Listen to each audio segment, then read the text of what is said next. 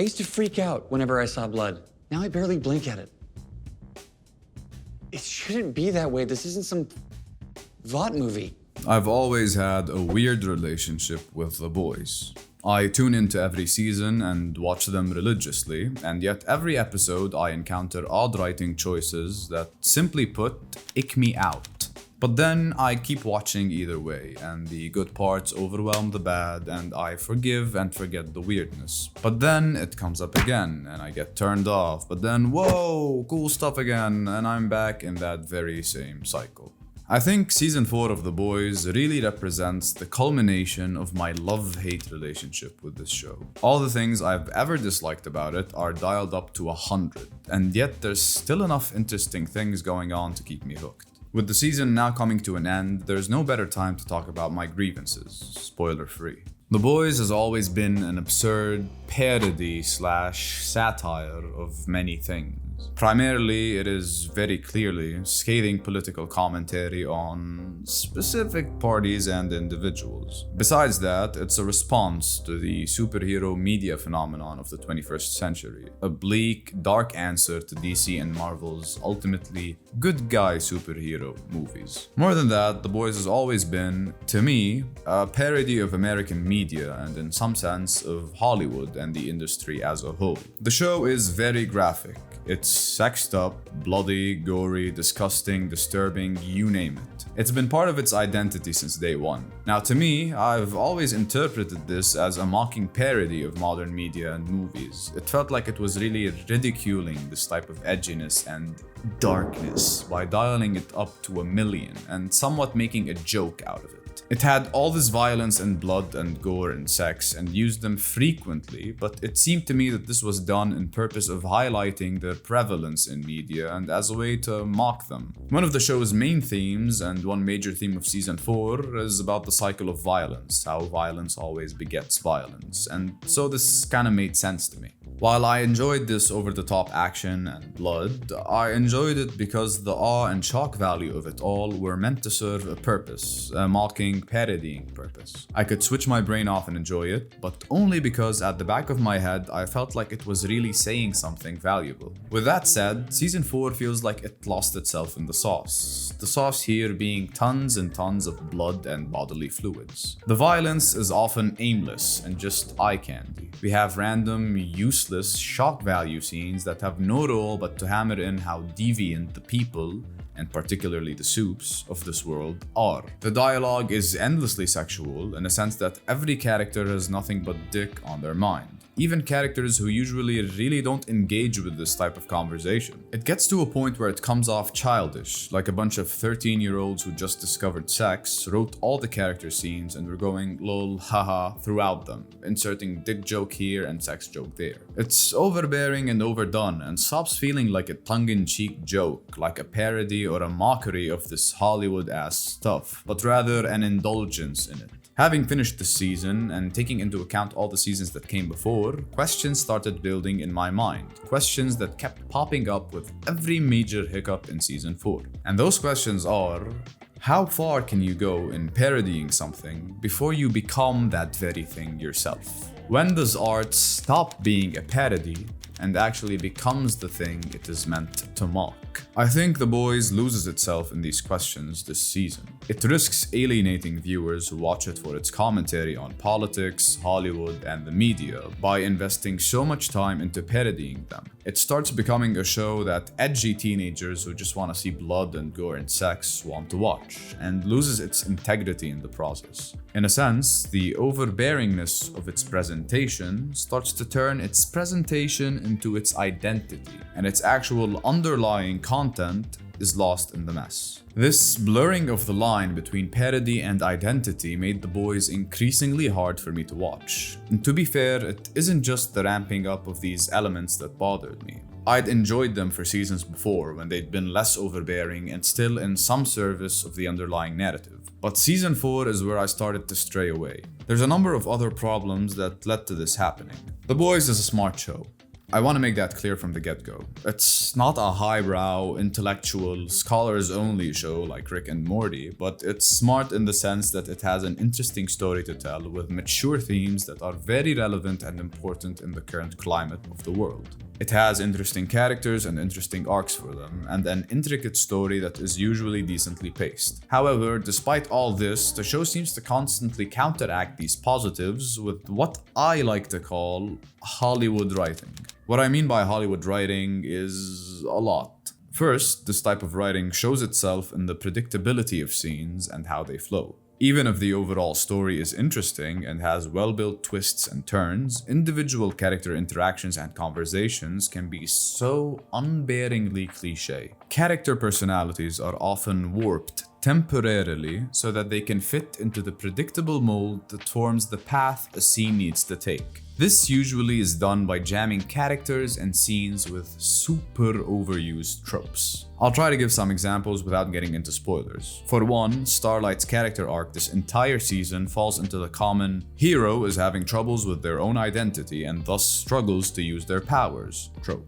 While there's nothing wrong with this trope on its own, it's how you handle it that can make or break it. In this season, the way this is dealt with is super traditional and cliché. First, Starlight's personality is warped in some weird way, and she's suddenly super violent and irrational, losing her temper over the smallest things and always picking fights. Then, Firecracker is introduced, someone from Starlight's past, and we have the typical "you really don't remember me, do you?" conversation, where Firecracker reveals that she's been detrimentally affected by Starlight in the past and still carries a grudge. And in the moment, Starlight becomes a shriveling, teary-eyed mess, like she's not dealing with a literal supervillain. The character arc culminates, without getting into spoilers, with Starlight winning over her own inner demons by defeating herself in a painfully cliché, literal manner. Another character who I feel was ruined in order to aid in the progression of a scene in a very particular way is Mallory in the finale. I won't get into what happened, but Mallory has never appeared so impatient and irrational.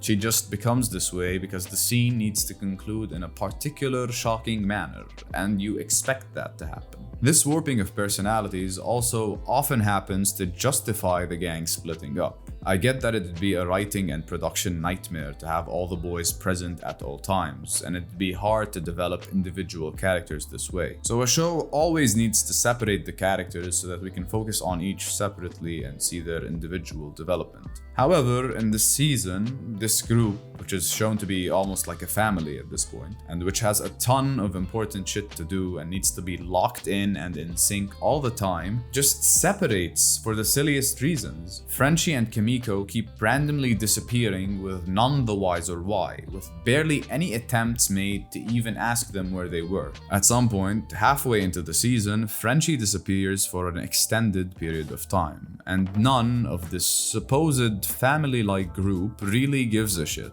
His absence is mentioned casually and almost in jest by all characters except Kimiko. And it's painfully obvious that this character distortion of the whole group is done in order to focus on a specific route for Kimiko to go on in regards to Frenchie, at the cost of the rest of the crew. These nonsensical moments are frustrating and really take me out of the show. It feels like it breaks its established characters and norms just so that the showrunners can play out tropes in the most straightforward, cliché manner and for the sake of moving the story. Simply put, it's contrived, it's not organic, it's not natural, and it feels forced. Another example that particularly irked me is during a fight scene early in the season. The whole group is suddenly ignored as villains pile onto Butcher, leaving everyone else forgotten and free to do whatever. And it's painfully clear that this dip in logic only happens so we can have this set piece. And then, when that fight is done, we get the typical action heroes standing around catching their breath with humorous "what the fuck" faces as the last enemy flees. They just let that enemy go when usually they would never do that. But it fits into that humorous type of scene where the last enemy, scrambles to flee in an almost silly manner after all their allies are dispatched. This is Hollywood writing. Why are you sacrificing these interesting, well-built characters to create what are often very lame set pieces and reenact tropes that have been done in the exact same way a billion times? Things like this make me question the show.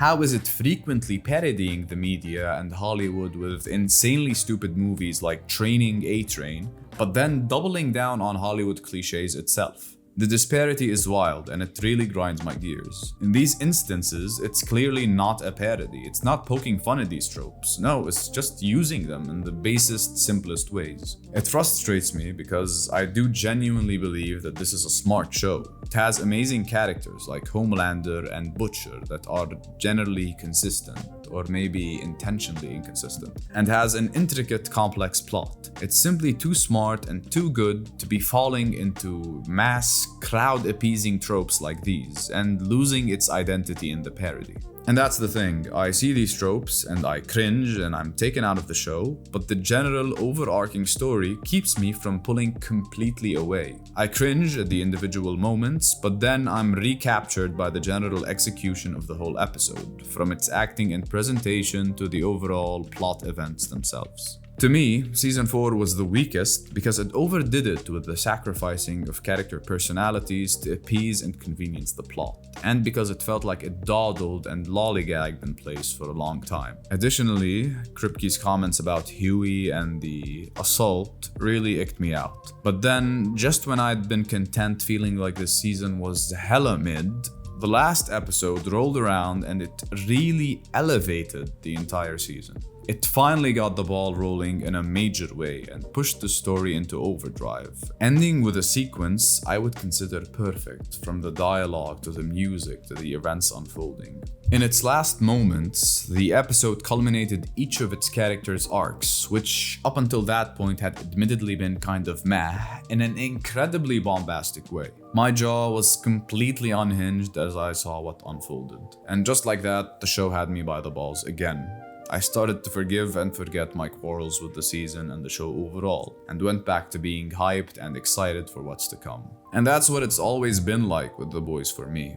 The clichés and character deterioration cringe me out, but the overall execution of the show draws me back in. It feels like this show could be literally perfect if it didn't fall into these very clear pitfalls. But even though it does, it still is consistently very good. Which is crazy, because it really shows you how good it is overall if it's still very good despite all its issues. Still, for Season 5, I hope the series manages to realign itself, at least in regards to the needless over-sexualization and shock value, and how that pertains to its identity as a parody and satire. I can forgive everything, but I can't forgive the show if it chooses not to die a hero, but rather lives long enough to see itself become the villain.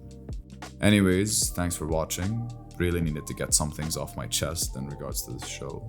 It frustrates me so much at times, but ultimately I can't deny that I do like it. I know I wasn't very detailed in this video, but I'm trying to keep things spoiler free, so I couldn't be as specific as I would like to be. Maybe in another video someday.